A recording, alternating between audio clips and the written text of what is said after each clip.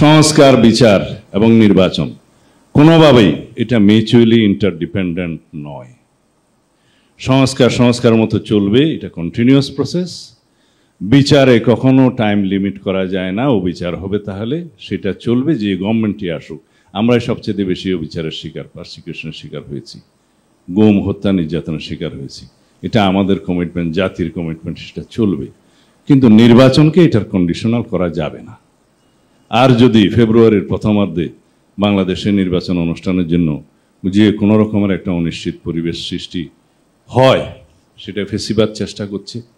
যদি আমরা এরকম কোনো কর্মকাণ্ড করি যে ফেসিবাদী শক্তি সুযোগ পাবে, আশকারা পাবে, সেটা আমাদের জাতীয় জীবনের জন্য, অনেকে বলছে যে এটা ন্যাশনাল সিকিউরিটি থ্রেট হবে।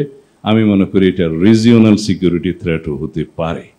এখানে দুইটা রিজিওনাল শক্তি, একটা বিশ্ব শক্তি ইনভলভ হয়ে যাবে। আমরা বাংলাদেশকে সেই জায়গায় নিয়ে যেতে চাই না।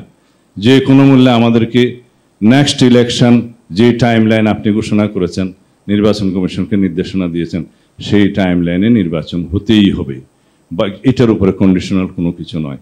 তা আমরা আশা করি জাতীয় ঐকমত্য কমিশনের আরও চেষ্টার মধ্য দিয়ে, মাননীয় প্রধান উপদেষ্টা আপনার ব্যক্তিগত উদ্যোগের মধ্য দিয়ে এটার সমাধান হবে, এই বিশ্বাস আমার আছে। সবার প্রত্যাশা তো আছেই, কিন্তু আমার বিশ্বাস আছে।